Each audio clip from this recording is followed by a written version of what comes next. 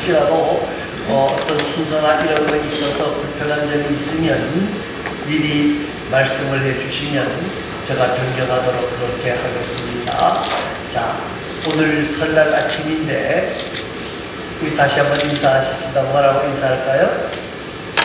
예? 예. 예. 예. 예. 새해 복 많이 받으시오 이렇게 말씀을 하는데 복을 안 받고 싶은 사람이 어디 있겠습니까? 모두가 다 복을 누리기를 소망을 합니다. 그런데 오늘 본문에 있는 말씀은 무슨 말씀인고 하면 구약시대 예배에 사용했던 축도라고 말할 수 있습니다. 성경에 보면 축도가 두 가지가 나옵니다. 오늘 본문 민수기 6장과 고린도 후서 13장에 나오는 축도가 있습니다. 그런데 유럽 쪽에서는 이 구약에 나오는 축도를 많이 사용을 하고 있고, 그리고 미국 쪽이나 이쪽에서는 이 고린도 후서에 나와 있는 신약의 축도를 사용하고 있는 것을 보게 되어집니다. 어떤 교회는 서로 교차해서 사용하는 교회도 있습니다만은 이것이 바로 축복 기도다 그렇게 말씀을 하는데요. 사람은 누구나 다 복받기를 원합니다. 정말 복을 받으려고 그러는데 억지로 되는 게 아니더라 그 말입니다. 억지로 못하는 게 복이에요. 만약에 복받는 것을 내 마음대로 할 수 있다 그러면 권모술수가 뛰어나고 속임수가 뛰어나고 이런 영악한 사람들에게 다 돌아가고 말 거예요. 그렇지 않다는 거예요. 여러분, 복의 근원이 누구인지를 분명히 알아야 돼요. 이걸 알지 못하고 엉뚱한 곳에 가서 복복하고 쫓아다니는 것은 헛되고 뭐다? 헛되도다예요. 헛되도다. 복의 근원이 누구인지를 바로 알아야 된다는 거예요. 헛된 거 찾으면 안 된다는 거예요. 여러분, 성경은 우리에게 복의 근원이 누구라고 말씀하시는 거라면 하나님이다 그렇게 말씀하고 있는 거예요. 복은 하나님이 허락해서 일어나는 거예요. 여러분, 재물을 내가 모으고 싶어요. 재물 모으려고 하는데 재물을 내가 따라간다고 재물이 모아지는 게 아니더라고 말이에요. 어떤 사람은 가만히 있어도 재물이 따라오는데 어떤 사람은 그 사람이 뭐하면 그 사람이 다 망해. 그런 경우가 있어요. 명예도 마찬가지고 건강도 마찬가지고 다 마찬가지예요. 내가 따라가려고 애를 쓰는 것이 있다고 되는 것이 아니라 누가 허락해 주셔야 된다? 하나님이 허락해 주셔야 된다는 거예요. 복 주시기를 원하시는 하나님은요, 성경 전체에서 700번, 800번 정도까지 복에 대해서 말씀을 하고 있는 것을 보게 되어집니다. 사랑하는 성도 여러분, 우리는 복의 주체가 누구시다? 하나님이시라는 것을 우리가 반드시 알고, 하나님 앞에서 사랑받는 것이 뭐냐? 바로 복을 만나는 비결이라는 것을 알아야 돼요. 그래서 성경은 우리에게 이렇게 말합니다. 시편 73편 28절에서는 뭐라고 말을 하고 있는 거라면 하나님께 가까이 함이 내게 복이라. 내가 주 여호와를 나의 피난처로 삼아 주의 모든 행사를 전파하리다. 하나님께 가까이 하는 것이 복이라고 그랬어요. 여러분, 오늘 성경은 말입니다. 우리의 주체가 하나님이라고 말씀하시면서 오늘 본문 말씀 24절, 25절, 26절 말씀은 우리에게 복을 주시기를 원한다는 말씀이 계속해서 나타나고 있는 것을 보게 되어집니다.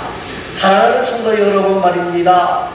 신명기 28장 1절 말씀해 보니까 세계 모든 민족 위에 뛰어나게 해 주시겠다고 하나님이 약속을 하셨는데, 오늘 저와 여러분이 하나님의 말씀을 따라가는 가운데에 하나님이 복 주심으로 말미암아 사람들의 생각 밖의 일을 이루시는 하나님의 역사를 우리가 만날 수 있기를 바랍니다. 모든 민족 위에, 우리 민족이 아니라 전 세계 모든 민족 위에 뛰어나게 해 주시겠다라고 약속하고 있습니다. 여러분, 그 상상 밖의 일을 이루시는 하나님의 역사를 우리가 가장 잘 아는 사람으로 소개를 합니다. 요셉입니다. 요셉은 야곱의 11번째 아들로 태어난 사람이에요. 원래 직업이 뭐예요? 목동이에요. 목동. 그런데 이 11번째 아들로 태어난 형들의 미움을 받아가지고 애굽에 뭐로 팔려가요? 종으로 팔려가요. 가장 고생해서 열심히 최선을 다해 일해서 그 집에, 보디발의 집에 가정 총무가 됐는데 또 어떻게 됩니까? 보디발의 아내 때문에 어디로 들어가요? 감옥에 들어가요. 그런데 감옥에 들어가 있을 때 바로가 꿈을 꿨는데 그 꿈을 누구도 해석하지 못하는 거예요. 그때에 감옥에 갇혀있던 관리가 뭐라고 말합니까? 제가 감옥에 있을 때에 이스라엘에서 붙잡혀 온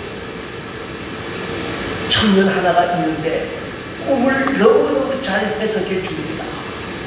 그래서 바로가 요셉을 불러가지고 꿈을 해석하게 하고 그 꿈을 듣고 난 뒤에 너야말로 하나님께서 뛰어나게 하셨다. 그리고 바로 그 자리에서 애굽의 총리로 삼는 역사를 만들어 주신 것을 우리가 알고 있습니다. 사랑하는 성도 여러분, 오늘 하나님께서는 우리에게 복을 주시기를 원하고 우리를 모든 민족에게 뛰어나게 하시기를 원하신다는 겁니다.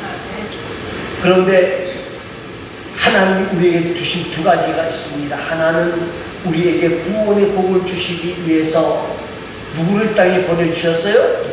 예수 그리스도를 이 땅에 보내주셔서 그 예수님이 십자가에 죽어주심으로 말미암아 우리 모든 허물과 죄를 깨끗하게 사하여 주시고 구원 얻는 복을, 죄사함의 복을, 천국의 복을 우리에게 주셨습니다. 또 한 가지는요, 하나님께서 우리에게 복을 주시기 위해서 하나님의 말씀을 우리에게 주셨다는 거예요. 그래서 내가 오늘날 복과 저주를 너희 앞에 두노니 너희가 만일 내가 오늘날 너에게 명하는 너희 하나님 여호와의 명령을 들으면 뭐가 될 것이요? 복이 될 것이요. 너희가 만일 내가 오늘날 너희에게 명하는 도를 돌이켰거나 여호와의 명령을 듣지 아니하고 본래 알지 못하던 다른 신을 쫓으면 저주를 받으리라 하고 신명기 11장 26절에서부터 28절 사이에 말씀하고 있습니다. 여러분, 하나님이 우리에게 말씀을 주신 것은 우리를 구속하기 위해서가 아니라 우리에게 뭘 주시기 위해서? 복 주시기 위해서다 하는 말씀을 여러분 먼저 기억하시기를 바랍니다. 자, 그러면 성경 말씀을 봅니다. 오늘은 끝절부터 먼저 봅니다. 27절입니다. 27절 말씀 다 같이 한번 읽겠습니다. 그들은 같이 내 이름으로 이스라엘 자손에게 축복할 것이니 내가 그들에게 복을 주리라. 자, 하나님께서 복을 주시는데 하나님이 복을 주시는데 축복의 말은 하나님의 보좌를 움직이신다 그랬어요. 누가? 제사장들이 이렇게 복을 빌게 되어지면 하나님이 복을 주시겠다 그랬어요. 여러분, 축복 기도가 별거 아닌 거 아니? 굉장히 중요한 거예요. 왜? 하나님께서 약속하신 약속이기 때문에 그래요. 여러분, 아론과 그 제사장들이 이 복을 선포하는데 여러분, 아론과 그 후손들이 제사장으로 자원한 게 아니, 하나님이 어떻게 하셨어요?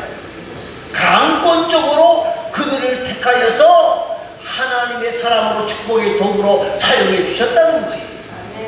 또 한 가지, 하나님께서 복을 주시는 언어도 마찬가지입니다. 그 아론의 머리로 만들어낸 것이 아니고 뭐요?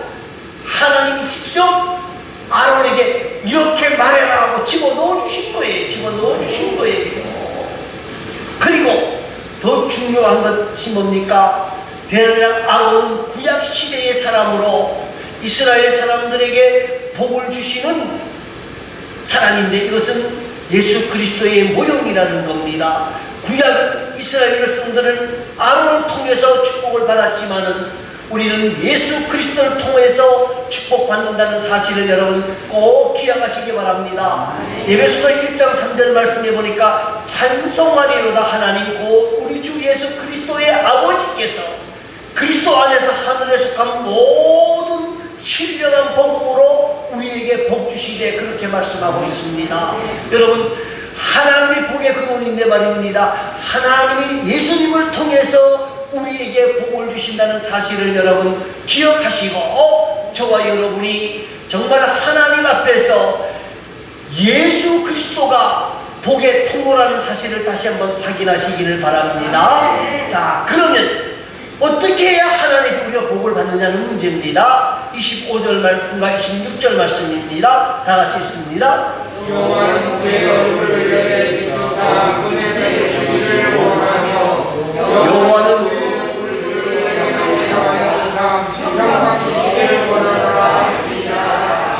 자, 25절과 26절 말씀입니다. 25절과 26절 말씀에 보니까 중요한 단어가 나옵니다. 여호와는 그의 얼굴을 내게 비추사. 그 다음 26절 말씀에 보니까 뭐라 그랬어요? 여호와는 그 얼굴을 내게로 향하여 드사. 그랬습니다. 이 말은 말입니다. 하나님이 외면하지 않으시고 은혜와 평강을 주신다. 그 말입니다. 여러분, 우리가 아무리 복을 빌어도 하나님을 기쁘시게 하는 자가 복을 만나게 되어진다는 거예요. 저주받아야 될 자를 아무리 축복해도 저주받을 자를 축복한다고 해서 축복이 되는 게 아니고 아무리 축복할 자를 저주한다 그래서 저주가 되는 게 아니더라 그 말이. 여러분, 하나님이 복 주시는 분이라는 거예요. 하나님을 기쁘시게 할 때에 하나님이 복을 주신다는 거예요. 여러분 한번 생각해 보시기를 바랍니다. 여러분, 하나님이 외면하는 사람이 되어지면 하나님이 외면하는 사람이 되어지면 안 되는 거예요. 하나님이 얼굴을 내게로 향하여 드사 그의 얼굴을 내게 비추어 주사 이렇게 되어져야 되는 거예요. 그런 사람이 어떤 사람이냐? 성경은 크게 두 가지를 말합니다. 하나는 무엇인고 하면 예배를 통하여 하나님은 성도들에게 복을 주신다는 겁니다. 여러분, 우리가 하나님 앞에 복을 만나기를 소망한다 그러면 가장 중요한 것이 뭐냐? 예배예요. 여러분, 예배를 중하게 여기시기 바랍니다.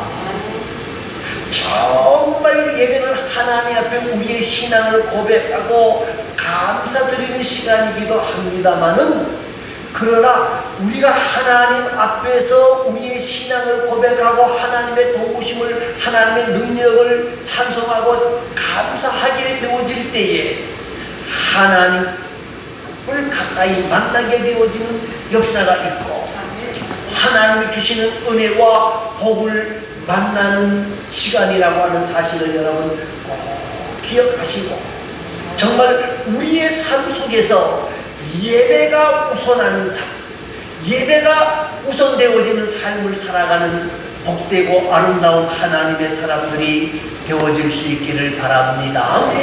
또 한 가지는 뭐냐? 하나님의 말씀을 지키는 거예요. 우리에게 말씀을 하셨습니다마는 하나님의 말씀을 지키라. 정말 너희가 이 하나님의 말씀을 좌로나 우로나 치우치지 아니하고 그 말씀대로 살아가게 되어지면 여호와께서 내게 주시는 땅에서 한없이 오래 살리라, 그렇게 말씀을 하고 있습니다. 시편 112편 1절과 2절은 말했습니다. 여호와를 경외하며 그 계명을 크게 즐거워하는 자는 복이 있도다. 그 후손이 땅에서 강산할 것이요 정직자의 후대가 복이 있으리로다. 그렇게 말씀하셨어요. 사랑하는 성도 여러분, 오늘 우리에게 중요한 것이 뭐냐? 하나님의 말씀대로 살아가려고 애쓰는 것이 중요하다는 거예요. 좌로나 우로나 치우치지 아니하고 하나님의 말씀을 따라가야 되는 거예요. 그리할 때 하나님의 능력을 주시고 은혜를 주시고 권능을 주시고 역사하시고 도우시는 은혜와 은총을 더하시는 거예요. 사랑하는 성도 여러분, 오늘 우리가 이 새해 아침에 하나님 앞에 예배하는데 우리가 지금까지도 그렇게 살았습니다마는 지금보다 더 많이 예배를 사모하고 사랑하는 자들이 되어질 수 있기를 바랍니다. 그거 한 번 빠지면 어떠냐? 그게 아니고 정말 예배가 중요하다. 예배가 중요하다. 예배 속에서 살아야 된다고 하는 생각을 회복하시고 그렇게 할 때 하나님의 복을 주십니다. 또 한 가지는 하나님 앞에서 우리가 말씀을 부여잡고 좌로나 우로나 치우치지 아니하고 그 말씀을 따라가려고 애쓰려고 수고하고 수고하는 자들이 되어지시기를 바랍니다. 그리하면 하나님은 반드시 우리에게 뭐 하신다? 복 주신다라고 약속하고 계시는 거예요. 그러면 하나님이 우리에게 복을 주시기로 약속하는 약속의 내용이 뭐냐? 24절 말씀을 먼저 봅니다. 24절입니다. 다 같이 읽어보시기 바랍니다.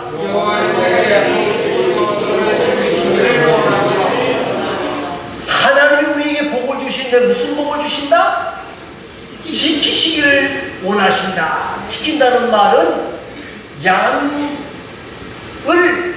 지키듯이 울타리를 치고 모든 위험에서 보호해 주신다는 말이, 하나님이 주시는 복이 뭐냐? 보호하시는 복을 주신다는 거예요. 여러분, 원수 마귀로부터 우리를 지켜 보호해 주십니다. 여러분, 마귀는 오는 사자처럼 산길자를 찾고 있다 그랬어요. 하나님이 지켜주시지 아니하면 우리는 사단의 마귀의 밥이 될 수밖에 없어요. 그런데 하나님이 이 사단 마귀에서, 원수 마귀에서 우리를 지켜주신다는 거예요. 하나님이 천사를 통해서 우리를 지켜주신다고 말씀하고 있습니다. 여러분, 우리는 눈에 보이지 않아도 능력의 천사들이 활동하고 있다고 하는 사실을 성경에서 말씀하고 있습니다. 우리가 아주 대표적인 사건 자주 말합니다만 엘리사의 사건입니다. 아람 나라가 엘리사를 잡기 위해서 도단성을 포위하고 있을 때에 엘리사의 종 게하시가 눈을 열어 보니까 뭐가 가득해요? 아람 나라 군대가 도단성을 완전히 포위하고 있습니다. 이제는 죽었구나. 그리고 엘리사에게 쫓아와서 말할 때 엘리사가 뭐라 그래요? 걱정하지 마라. 저들의 군사보다 우리를 보호하고 지키는 천사들이 저희들보다 훨씬 더 많고 능력이 있느니라. 그리고 게하시의 영안이 열어지게 할 때에 게하시가 보니까 도단성을 누가 지키고 있어요? 예, 천사들이 지켜주시고 있다는 거예요. 우리도 천사들이 지킨다는 거예요. 이걸 발견해야 돼요. 또 한 가지는요, 하나님은 성령으로 우리를 지켜주십니다. 여러분, 이스라엘 백성들이 낮에는 구름기둥으로 밤에는 불기둥으로 우리 백성들을 지키셨다라고 말씀하고 계십니다. 그런데 현대 시대에는 성령께서 언제나 우리와 함께 하시며 우리를 지키시고 우리를 보호하시고 역사하신다는 거예요. 사랑하는 성도 여러분, 우리가 살고 있는 세상은 참으로 위험한 세상입니다. 정말 하나님의 보호하심이 넘쳐나지 아니하면 견딜 수 없는 세상입니다. 또 영적으로도 마찬가지입니다. 영적으로도 굉장히 위험한 세상입니다. 정말 넘어뜨리려고 하는 많은 것들이 우리를 넘어뜨리려고 애를 쓰고 있어요. 여러분, 요사이 젊은 사람들이 인터넷을 굉장히 좋아합니다. 저도 인터넷을 좋아해요. 그런데 인터넷을 하다가 보면요, 뭐가 뜹니까? 내가 원하지도 않았는데 뭐가 불쑥불쑥 올라와요? 음란 단어들이 쭉 올라와요. 그런데 아이들이 그것을 피해갈 수 있겠다? 거의 없어요. 성령 하나님의 도우심을 받지 아니하면 그들이 거기에 빠질 수밖에 없는 거예요. 그리고 이상한 소리에는 사람들이 관심을 갖잖아요. 요사이 성소유자들이 주장하는 게 뭡니까? 예? 성소유자들이 뭐라 그러면 우리는 태어날 때부터 동성을 같은 남자가 남자를 좋아하도록 태어나게 만들었다. 그러니까 그 말에 많은 사람이 넘어가는 거예요. 여러분, 오늘 우리가 이 땅을 살아가는 육신적으로도 영적으로도 참 위험한 삶을 살고 있습니다. 누가 보호해 주셔야 되느냐? 하나님의 보호하심이 있어야만 가능합니다. 또 한 가지는 은혜의 복입니다. 25절입니다. 25절 말씀을 읽어보시기 바랍니다.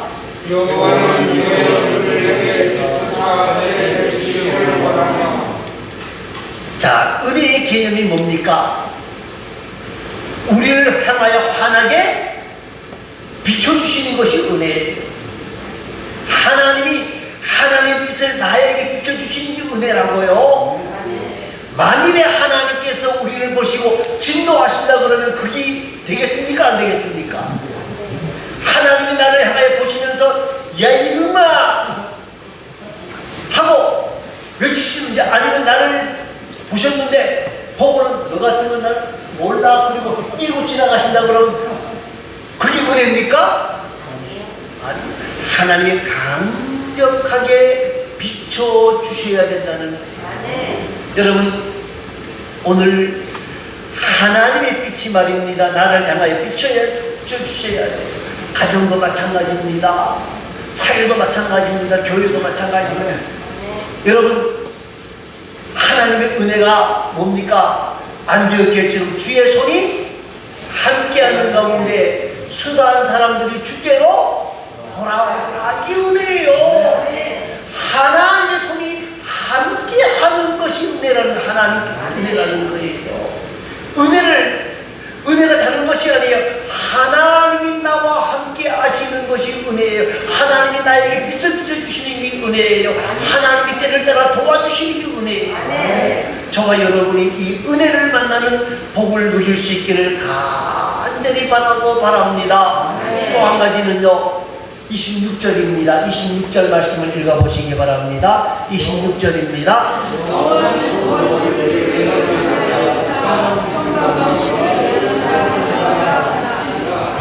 여러분, 사람이 아무리 부여를 누리고 존귀를 누리고 한다고 할지라도 마음의 평안이 없으면 아무것도 아니에요. 마음이 편해야 돼요. 마음이 편해야 되는 거, 마음이 편해야 되는 거예요. 여러분, 이 평강은 살롬이라는 말입니다만 평화와 편안을 말하는 거예요. 여러분, 하나님은 우리가 편안하기를 원하십니다. 그래서 예수님께서 부활하신 후에 제자들을 찾아오셔서 가장 먼저 말씀하신 것이 뭡니까? 너희에게 뭐가 있을지어다? 평강이 있을지어다. 여러분, 지금 예수님이 십자가에 돌아가시고 난 뒤에 제자들은 불안과 초조와 긴장 속에 살아가는 거예요. 언제 어떻게 될지 모른다. 이거 죽는 것 아니냐. 그럴 때 하나님이 찾아오셔서, 주님이 찾아오셔서 제일 먼저 던지는 말이 뭐예요? 너희에게 뭐요? 평강이 있을지어다. 여러분, 우리가 잘 아는 하박국 3장 16절에 있는 말씀을 압니다. 정말 환경이 힘들고 어려워도요, 우리 마음속에 평강이 있으면 어떻게 해요? 다시금 일어설 수가 있어요. 지금 환난의 소식이 들려오고 전쟁의 소식이 들려오고 무화과 나무에 열매가 없고 포도나무에 열매가 없고 소와 양떼가 없을지라도 우리 마음속에 주님이 주시는 평강이 있으면 우리는 다시금 일어설 수 있는 능력이 있다는 거예요. 여러분, 그래서 빌립보서 4장 6절과 7절에 있는 말씀은 이렇게 말합니다. 너희가 기도할 모든 지각에 뛰어난 하나님의 평강이 너희 마음과 생각을 지키시리라. 그렇게 말씀하고 있는 거예요. 저와 여러분, 오늘 혹시라도 우리가 평강을 잃어버린다고 생각되어지면 우리는 모든 것에 염려와 걱정을 뒤로하고 기도하면 모든 지각에 뛰어난 하나님의 평강이 너희 마음과 생각을 지키신다는 이 약속을 믿고 하나님 앞에 엎드려 기도하는 자들이 되어질 수 있기를 바라고요.